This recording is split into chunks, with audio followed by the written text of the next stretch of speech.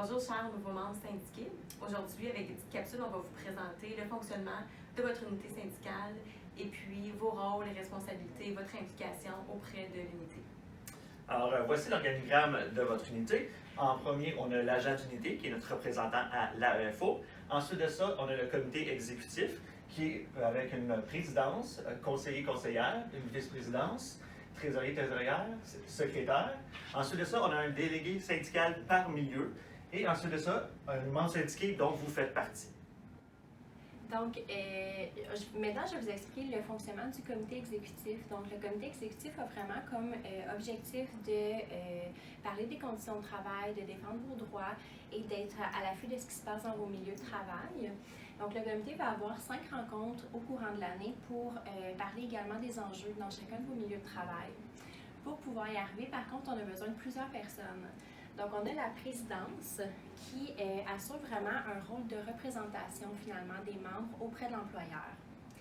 On a le rôle de conseiller-conseillère qui, à ce moment-là, va faire vraiment plus, va pouvoir donner des recommandations par rapport au vécu des intervenants ou des membres syndiqués sur le terrain.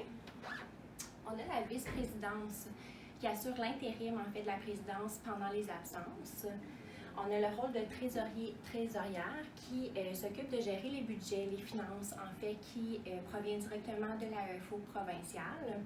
Et enfin, on a le rôle de secrétaire qui s'occupe de faire les comptes rendus suite aux rencontres, en fait, de CA qui a lieu 5 fois par année. Donc, en tant que membre syndiqué, voici d'autres rôles qu'on vous suggère d'adopter pour améliorer vos conditions de travail. Alors, à chaque année, il y a l'assemblée annuelle. Dans le fond, comme mentionné plus tôt dans la vidéo, le comité exécutif, les rôles, c'est d'un mandat de 2 ans. Donc, c'est à ce moment précis que vous allez voter pour les nouveaux membres ou renouveler les membres. Ensuite de ça, c'est de lire et vous renseigner. Vous allez recevoir des courriels et des tableaux syndicaux que vous pouvez consulter si vous avez des questionnements. Ensuite, on vous demande de vous prononcer lors des négociations. S'il y a des préoccupations, nous en faire part.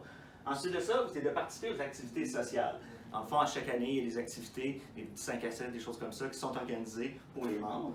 Ensuite de ça, c'est de proposer vos idées pendant les négos ou même pendant les négociations. La participation au comité. Dans le fond, il y a plusieurs comités. Je vous donne un exemple. Il y a santé et sécurité, mais il y en a plusieurs autres que vous pouvez vous impliquer. Donc, vous vous renseignez auprès de vos membres du comité exécutif.